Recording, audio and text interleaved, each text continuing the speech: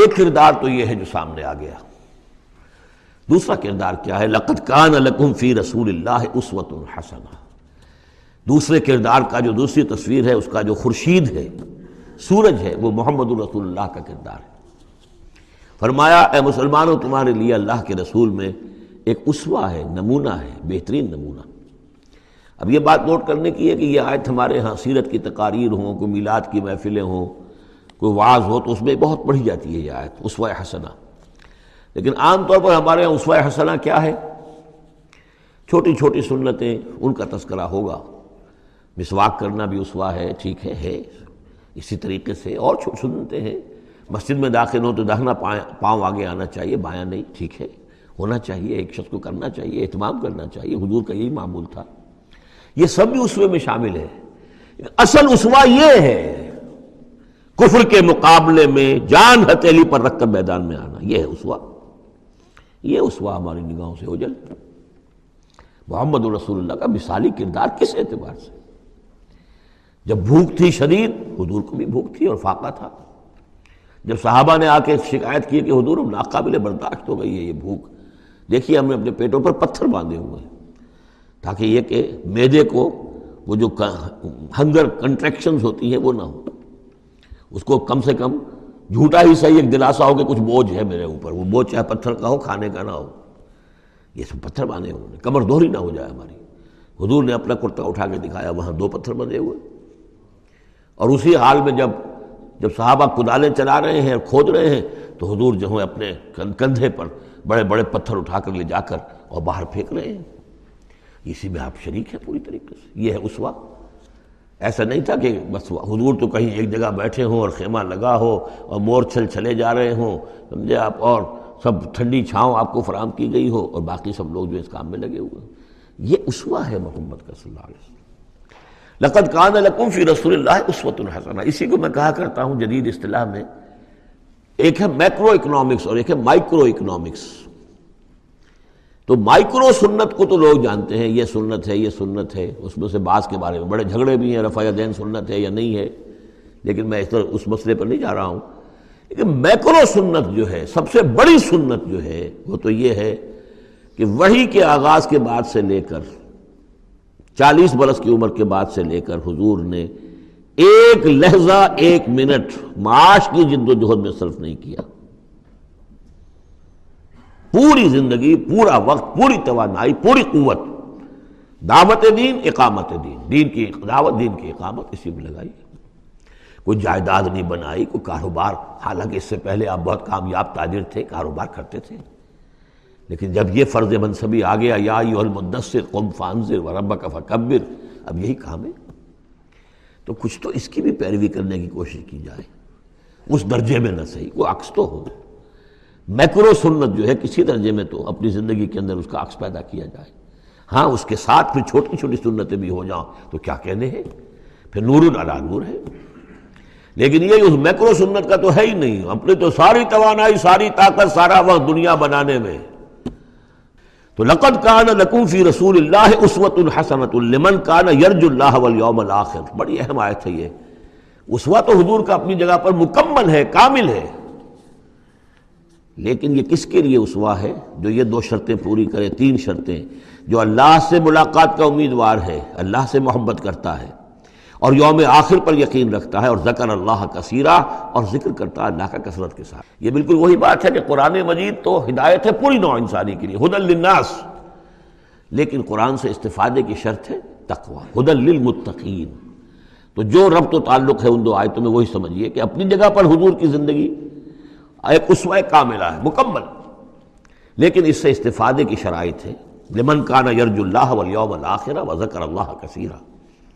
اب یہ اہل ایمان، حضور کے بعد اہل ایمان کا تذکرہ ہو رہا ہے. محمد الرسول اللہ والذین معہ. اب معہ جو تھے اہل ایمان. ولما رأى المؤمنون الاحزاب، اور جب اہل ایمان نے دیکھا ان لشکروں کو، قالوا هذا ما وعدنا اللہ ورسولہ وصدق اللہ ورسولہ، انہوں نے کہا یہی تو ہے جس کا اللہ نے وعدہ کیا تھا ہم سے اور اس کے رسول نے وعدہ کیا تھا. اب دیکھیے ایک ہی سچویشن ہے، اس کا ریئیکشن کس قدر ایک دوسرے سے مختلف ہے.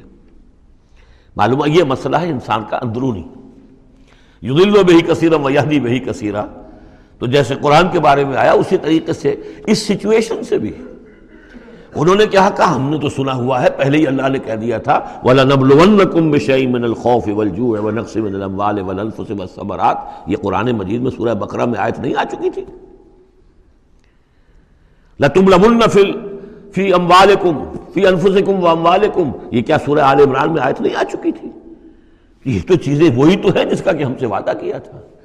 وَلَمَّا رَأَى الْمُؤْمِنُونَ الْأَحْزَابَ، جب دیکھا اہل ایمان نے ان احزاب کو، قالوا هذا ما وعدنا اللہ ورسولہ وصدق اللہ ورسولہ، اور بالکل صحیح کہا تھا اللہ نے بھی اور بالکل صحیح فرمایا تھا اس کے رسول نے بھی، وما زادہم الا ایمانا وتسلیما، اور نہیں ہوا ان میں کسی شے کا اضافہ مگر ایمان اور تسلیم، ایمان کے ساتھ تسلیم، سر تسلیم خم، سر تسلیم خم ہے جو مزاج یار میں آئے، جو اللہ کی طرف سے فیصلہ ہے، جیسا کہ ہم پڑھ چکے ہیں سورہ توبہ میں، اگرچہ سورہ توبہ تو بہت بعد میں نازل ہوگی، ابھی 4 سال بعد میں اس سورہ مبارکہ کے وہ زمانہ نزول کے اعتبار سے، لیکن ہم تو پڑھ چکے ہیں ہر طرح موسم بنا اللہ احدی الحسنیین، ہمارے لیے تم کیا اندازہ کس چیز کا انتظار کر سکتے ہو سوائے 2 نہایت اعلیٰ ترین صورتوں کے، ہم سب کے سب شہید ہو جائیں تب بھی ہماری کامیابی ہے، اور ہم کامیاب ہو کر آ جائیں تو تب تو تم بھی مانو گے کامیابی ہے، اس لیے ہمیں تو کوئی اندیشہ ہی نہیں۔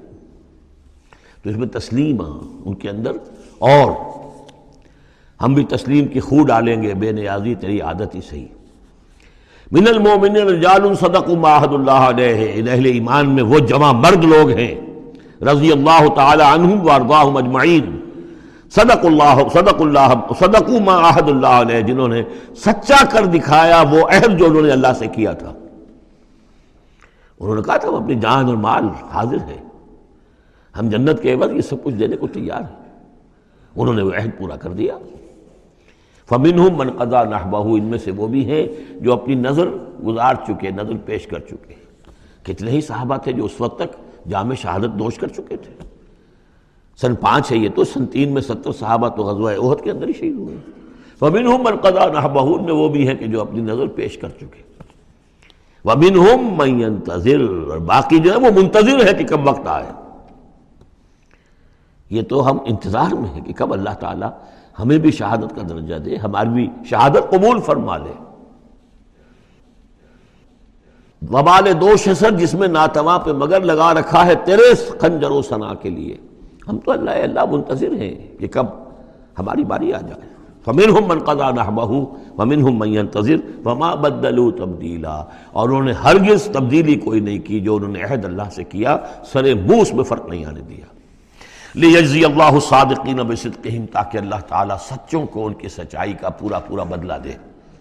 وَيُعَذِّبَ الْمُنَافِقِينَ إِن شَاءَ أَوْ يَتُوبَ عَلَيْهِمْ، اور ان منافقوں کو چاہے تو ان پر عذاب بھیج دے، اور چاہے تو ابھی ان کی توبہ قبول کر لے، انہیں توبہ کا موقع دے دے۔ یہ میں بتا چکا ہوں کہ آخری جو فیصلہ ہوا وہ جب کہ غزوہ تبوک کا معاملہ ہوا ہے، پھر آخری فیصلے ہوئے ہیں۔ یا سورہ نساء جو ہے اس کے اندر بھی وہ آیت آ گئی تھی کہ فی الدرک الاسفل من النار، لیکن آخری چیز کہ اے نبی استغفر لہم او لا تستغفر لہم ان تستغفر لہم 70 مرۃ فلن یغفر اللہ لہم، کہ اب آپ ان منافقوں کے لیے استغفار کریں یا نہ کریں، اگر 70 مرتبہ بھی استغفار کریں گے تب بھی اللہ ان کو معاف نہیں فرمائے گا۔ ان اللہ کان غفور الرحیم، یقیناً اللہ غفور الرحیم ہے۔ ورد اللہ الذین کفروا، اللہ نے لوٹا دیا ان کافروں کو جو چڑھ کر آئے تھے بڑے شان و شوکت کے ساتھ، وہ پورے لشکر جو ہے سب چلے گئے، بغیظہم، وہ اپنے غصے کو ساتھ ہی لے گئے۔ وہ غصہ جو ہے وہ نکالے بغیر، یا تو کوئی جنگ ہوتی کچھ وہ قتل عام کرتے تو کچھ غصہ ان کا نکلتا، اللہ نے ان کو ان کے غصے کے ساتھ ہی واپس کر دیا۔ ورد اللہ الذین کفروا بغیظہم لم ینالوا خیرا، انہیں کوئی خیر حاصل نہ ہو سکا، کوئی فتح ہوتی، کوئی کارنامہ سر انجام دیا ہوتا، کچھ نہیں۔ وکفى اللہ المؤمنین القتال، اور اللہ کافی رہا اہل ایمان کی طرف سے قتال کے لیے۔ اہل ایمان کو تو جنگ کی نوبت ہی نہیں آئی، کھلی جنگ تو ہوئی نہیں، اللہ نے خود ہی آندھی بھیج کر اور جو بھی اپنی خفیہ تدابیر ہیں، جو بھی اپنی مدد تھی فرشتوں کے ذریعے سے، اللہ تعالیٰ نے گویا کہ اہل ایمان کو اس امتحان میں سے تو گزار دیا، باقی یہ کہ کوئی غضب نہیں پہنچنے دیا۔ وَكَانَ اللَّهُ قَوِيًّا عَزِيزًا، اور یقیناً اللہ تعالیٰ قوی اور عزیز ہے، زبردست ہے، قوت والا ہے۔ وَأَنزَلَ الَّذِينَ ظَاهَرُوهُمْ، اب یہ دوسرا ہے، اس کا جو ضمیمہ ہے غزوہ احزاب کا، وہ غزوہ بنی قریظہ ہے۔ روایات میں آتا ہے کہ حضور نے غزوہ جب یہ لشکر چلے گئے، غزوہ احزاب ختم ہو گیا تو آ کر واپس گھر آ کر اپنے ہتھیار وغیرہ اتارے، زرہ اتاری، تو حضرت جبرائیل آئے کہ آپ نے ہتھیار اتار دی، ہم نے تو ابھی اتارے نہیں ہیں، ابھی بنو قریظہ کو کیفر کردار تک پہنچانا ہے، انہوں نے جو غداری کی اس موقع پر اپنے عہد کو توڑا ہے، اس کی سزا انہیں دینی ہے۔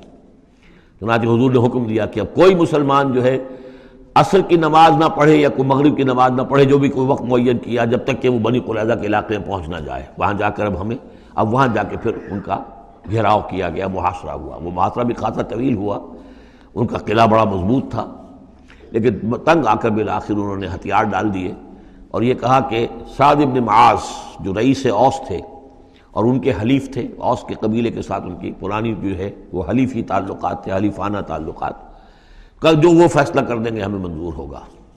تو حضرت سعد بن معاذ رضی اللہ تعالیٰ عنہ، جو تورات میں فیصلہ لکھا ہوا ہے بد عہدی کا کہ کوئی قوم اگر تمہارے ساتھ بد عہدی کرے اور اس کے بعد اللہ تمہیں اس پر فتح دے دے تو کیا کرو، اس کے مطابق فیصلہ سنایا کہ ان کے جتنے جوان ہیں اس قبیلے کے جو جنگ کرنے کے قابل ہیں ان کو قتل کر دیا جائے، اور باقی جو ان کے بوڑھے ہوں یا اور ہوں، مرد ہوں، بچے ہوں، عورتیں ہوں، ان کو جو ہے غلام بنا لیا جائے، ان کا سارا مال ضبط ہو جائے گا۔ تو بدترین سزا جو ہے ان تین قبیلوں میں سے، جن میں سے ایک قبیلہ تھا بنی قینقاع کا، ایک تھا بنو نذیر، یہ دونوں تو صرف جلا وطن ہوئے ہیں، لیکن بدترین سزا پھر ان کو دی گئی ہے۔ وَأَنزَلَ الَّذِينَ ظَاهَرُوهُم مِّنْ أَهْلِ الْكِتَابِ، اور اللہ نے اتار لیا ان کو کہ جنہوں نے گٹھ جوڑ کیا تھا ان کے ساتھ، کافروں کے ساتھ، مشرکین کے ساتھ اہل کتاب میں سے، من سیاسیہم، ان کے قلعوں سے، قلعوں میں تو تھے، گڑھیاں تھیں ان کی، لیکن اس سے پھر اتر آئے، ہتھیار ڈال دیے۔ وَقَذَفَ فِي قُلُوبِهِمُ الرُّعْبَ، اور اللہ نے ان کے دلوں میں رعب ڈال دیا۔ فَرِيقًا تَقْتُلُونَ، تو اب تم ان میں سے کچھ کو تم قتل کر رہے ہو، وَتَأْسِرُونَ فَرِيقًا، اور کچھ کو تم نے اسیر بنا لیا ہے اور قیدی بنا لیا ہے حضرت سعد بن معاذ کے فیصلے کے مطابق۔ وَأَوْرَثَكُمْ أَرْضَهُمْ وَدِيَارَهُمْ، اللہ نے تمہیں وارث بنا دیا ان کی زمینوں کا بھی اور ان کے مکانوں کا، گھروں کا، ان کے قلعوں کا، وَأَمْوَالَهُمْ، اور ان کے اموال کا، وَأَرْضًا لَّن تَطَئُوهَا، اور ابھی بہت سی زمینیں ہیں جن پہ ابھی تمہارے قدم نہیں گئے، اللہ تعالیٰ تمہیں وہ دے گا۔ چنانچہ اس کے بعد اللہ نے فتح دینی جو شروع کی ہے۔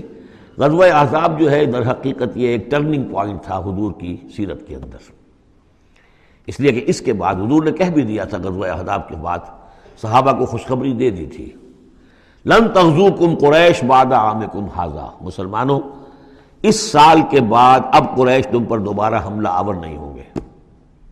ان کی آخری اٹیمپٹ تھی جو انہوں نے کر لی ہے، اب ان میں ہمت نہیں ہوگی کہ وہ دوبارہ چڑھائی کر کے آئیں، وَلَكِنَّكُمْ تَغْزُونَهُمْ، بلکہ اب تم چڑھائی کرو گے۔ وہ چڑھائی اگلے ہی سال سن 6 میں حضور نے کی، لیکن حضور نے کس طرح کی چڑھائی کی کہ عمرے کے لیے جا رہے ہیں ہم، تو ہتھیار نہیں ہے، ہتھیار بند ہے، احرام باندھا ہوا ہے۔ اب ایک ایسی سچویشن پیدا ہوئی مکے والوں کے لیے، نہ وہ نگلا جائے نہ اگلا جائے، کہ ان کی پرانی روایات ہیں یہ کہ کسی کو بھی عمرے کے لیے، حج کے لیے کوئی آئے اسے نہیں روک سکتے، لیکن مسلمانوں کو کیسے آنے دیں، اور روکیں تو کیسے روکیں؟ بالآخر انہوں نے فیصلہ کیا ہم کسی ضرورت نہیں آنے دیں گے۔ ادھر حضور نے پھر جو ہے بیعت لے لی کہ اب یہاں سے ہم کوئی بھی زندہ نہیں جائے گا، سب جانے یہیں دے دیں گے۔ بیعت علی الموت، بیعت رضوان جو ہوئی اس موقع پر، وہ بیعت علی الموت تھی، یہیں پر جانے دے دیں گے۔ اس کی خبریں وہاں پہنچی تو ان کے چھکے چھوٹ گئے۔ بہرحال پھر صلح ہوئی، جس صلح کو کہا ہے اللہ تعالیٰ نے انا فتحنا لک فتحا مبینا، تو فتح کا جو ہے دروازہ کھل گیا ہے غزوہ احزاب کے فوراً بعد، اور اسی کی طرف اشارہ ہے وہ ارضا لم تطئوہا، ابھی بہت سی زمینیں جن پر ہے مسلمانوں تمہارے قدم نہیں پہنچے، تمہارے قدم نہیں پہنچے، ابھی تم نے گھوڑے نہیں دوڑائے ہیں، ابھی وہ تو زمینیں اب کہاں سے کہاں تک آپ سمجھیے کہ 30 سال کے اندر اندر کہاں سے کہاں تک مسلمانوں کی حکومت ہو گئی۔ تو وہ سارا اشارہ اس میں ہے، خاص طور پہ خیبر سن 7 میں یہودیوں کا گڑھ پتہ ہو گیا۔ وَكَانَ اللَّهُ عَلَىٰ كُلِّ شَيْءٍ قَدِيرًا، اور اللہ تعالیٰ ہر چیز پر قادر ہے۔